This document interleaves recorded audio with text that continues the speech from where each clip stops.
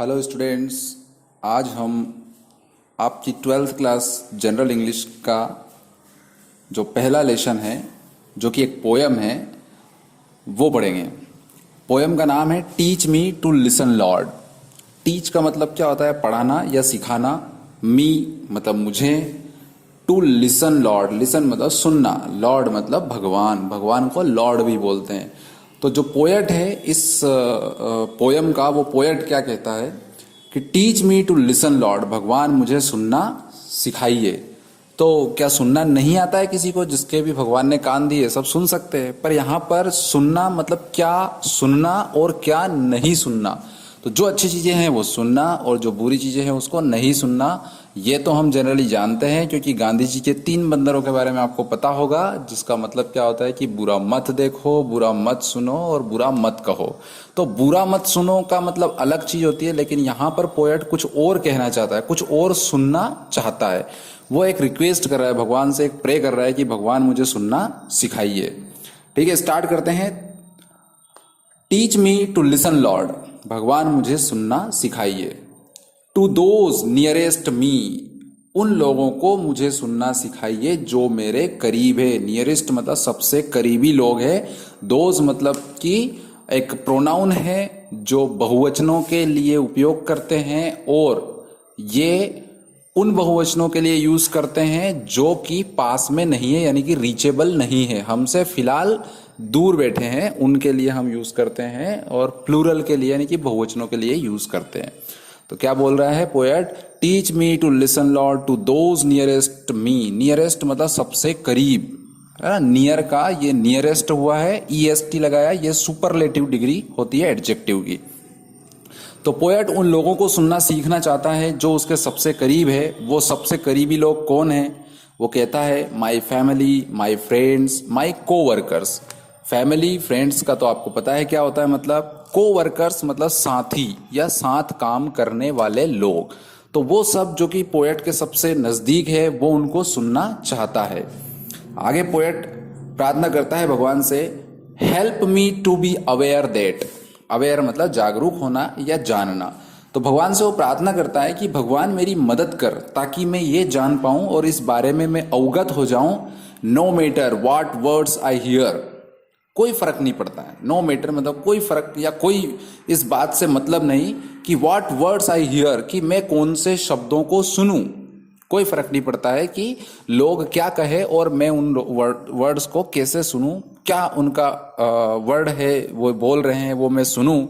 The message is, message जो है, संदेश वो क्या है। अब यहां पर जो मैसेज इज, उसके बाद आप देख रहे हो कि अगला जो सेंटेंस है, except the person I am listen to me, ये जो है वो कोटेशन में लिखा है, यानी कि इन्वर्टेड कॉमा में लिखा है।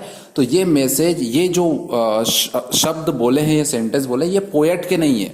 ये किन लोगों के हैं? इनकी पोएट की जो फैमिली मेंबर्स या फ्रेंड्स या इसके कोवर्कर्स है, उनके लिए ये बोल रहा है कि वो लोग मुझे क्या कहते हैं। वो लोग मुझसे कहना चाहते हैं, except the person I am, मुझे, मैं वो व्यक्ति हूं जिसे आप स्वीकार करो। एक्सेप्ट करो मतलब स्वीकार करो। लिसन टू मी, मुझे सुनो और मेरी बात, मुझे सुनो और मेरी बात को एक्सेप्ट करो, स्वीकार करो, मैं तुम्हारा ही अपना व्यक्ति हूं।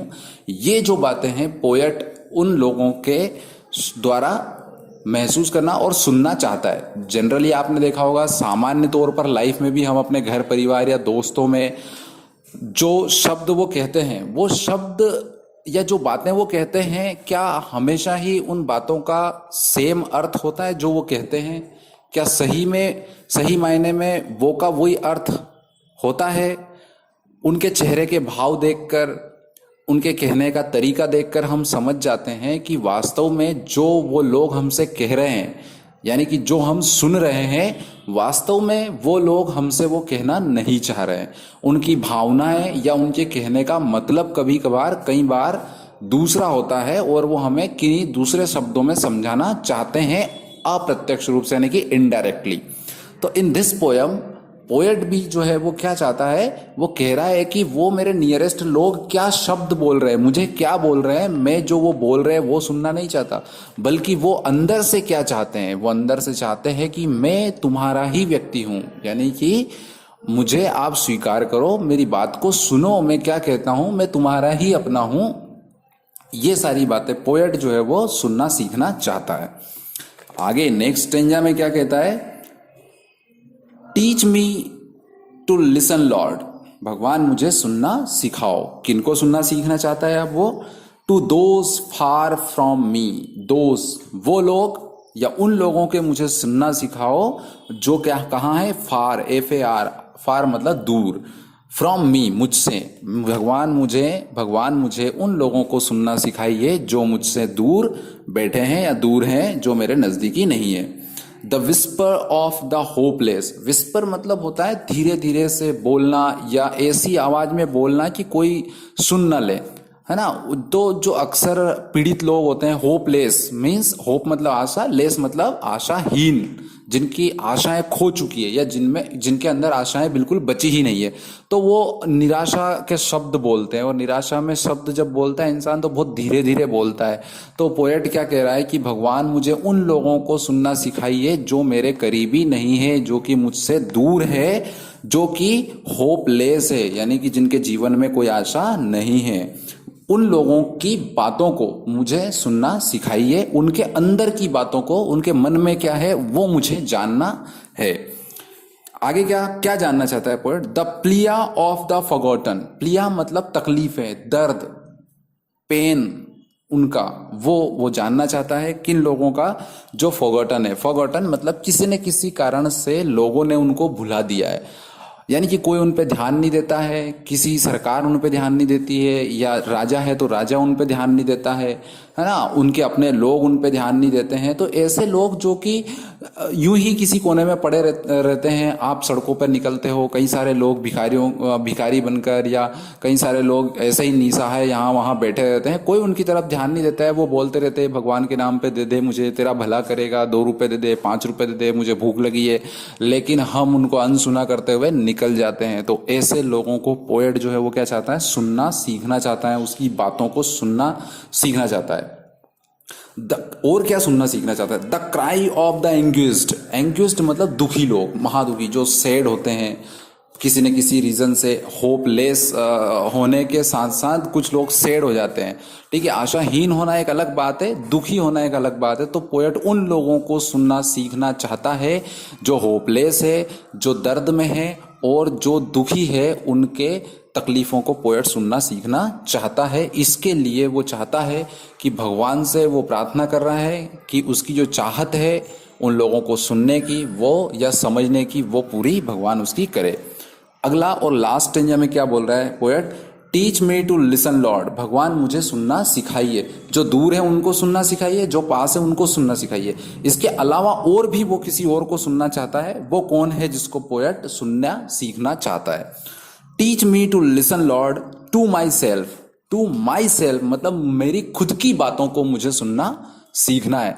जनरली हम क्या करते हैं, जनरली हम ये करते हैं कि फलाने ने ये बोल दिया, उसने ये बोल दिया, मेरे दोस्त ने ये बोल दिया, मेरे पापा ने ये बोल दिया, मम्मी ने ये बोल दिया, और हम उन सब की बातों को ध्यान में रखते हुए काम करते हैं। कभी भी हमारी अंतरात्मा, हमारा जो मन है, हमारा जो माइंड है, वो क्या उन चीज़ों को सपोर्ट कर रहा है, उन चीज़ों को जान पा रहा है, आपकी क्या इच्छा है करने की, हम कभी वो चीज़ें जो है उनको ध्यान नहीं देते, उनको हमेशा नजरअंदाज कर देते हैं। तो पोएट क्या विश कर रहा है भगवान से, ये प्रार्थना कर रहा है कि भगवान मुझे खुद को सुनना सिखा, मैं खुद की बात सुन सकूं, मैं ऐसा बना, मुझे कैसे खुद की बात सुन सकूं, मैं ऐसा मुझे बना कि मैं खुद की बातों को सुन सकूं।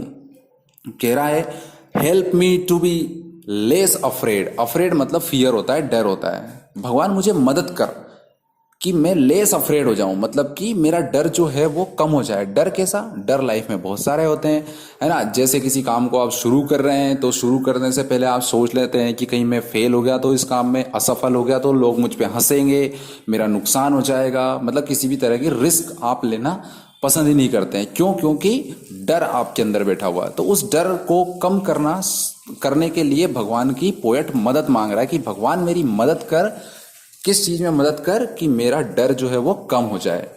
और किस चीज के लिए प्रार्थना कर रहा है वो अगली लाइन में कहता है, to trust the voice inside. क्या सीखना चाहता है पोएट कि भगवान मेरे अंदर से जो आवाज आती है उसके ऊपर मैं ट्रस्ट करूं, मैं ट्रस्ट करूं, मैं विश्वास रखूं कि वो सही आवाज है, मैं उस पे इस तरह विश्वास करूं कि वो मेरे अंदर की आवाज नहीं, भगवान वो तेरी ही आवाज है। मतलब मुझे अपने आप पे इतना विश्वास हो जाए, मैं ये मानने लगूं कि भगवान, मेरे अंदर से जो आवाज आ रही है वो भगवान की आवाज है, तो मैं अपनी अंदर की आवाज को विश्वास कर सकूं, उस पर भरोसा कर सकूं, मुझे इसमें मदद कर भगवान। In the deep, in the deepest part of me, कहां से आती है जो आवाज? जो आवाज अंदर से आती है और मेरे गहराइयों से, मतलब दिल की गहराइयों से, मन की गहराइयों से जो आवाज आती है, उस आवाज को मैं सुनना सीखूं, उस आवाज का मैं उपयोग करके जो है वो क्या कर सकूं, मैं अपने कामों में, अपने निर्णय जो लूं लाइफ में, वो सारे निर्णय, डिसीजंस जो है अपने अंदर की आवाज सुनकर मैं लूं, भगवान मुझे ऐसा सिखा दे। तो सीधी सी बात है, जो पूरी पोयम है वो पूरी पोयम एक प्रार्थना के रूप में है, भगवान से एक विश मांग रहा है पोएट।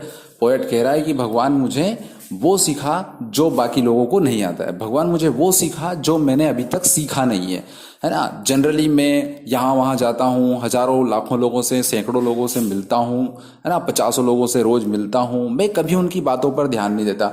मेरे पड़ोसी क्या कर रहे हैं, मेरे फैमिली मेंबर क्या कर रहे हैं, इवन मेरा सबसे अच्छा दोस्त क्या चाहता है मुझसे, मैं उसको सुनना ही नहीं चाहता हूँ। मैं सिर्फ ये चाहता हूँ कि मेरा दोस्त मेरी मदद करे, मैं उसकी मदद करूँ, इस बात कि उसको चाहत है, जरूरत है मेरे दोस्त को, पर मैं कभी उस चीज पे ध्यान देता ही नहीं हूं। इवन मेरी फैमिली मेंबर्स जो है वो क्या चाहते हैं, उनकी किस चीज में खुशी है, मैं कभी इस चीज पे ध्यान ही नहीं देता। मैं सिर्फ अपनी खुशी पर ध्यान देता हूं, अपने लिए ही जीता हूं, तो मैं सेल्फिश हो गया हूं।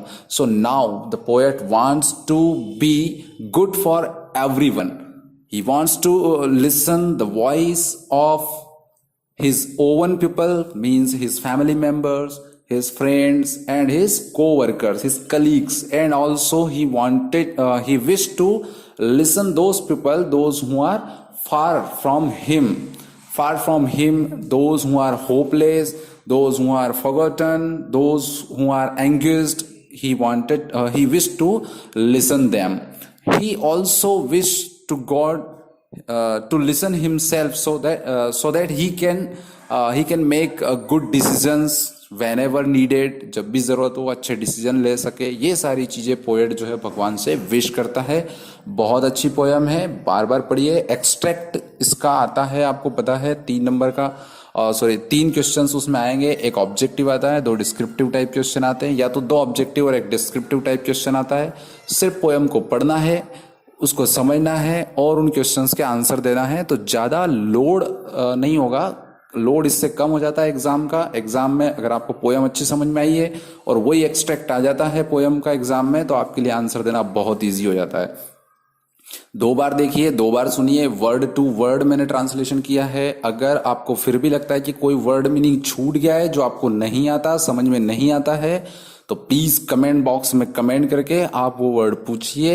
I will explain you everything about that word. वो वर्ड नाउन है, वो वर्ड प्रोनाउन है, वो एडजेक्टिव है, एडवर्ब है, या किस तरह से उसका यूज करते हैं हम। वर्ब है तो first form, second form, third form, किस तरह की वर्ब है वो, फिनाइट वर्ब है, इनफिनाइट वर्ब है, everything what ever you needed, I will explain you, I will provide you the proper solution of your question.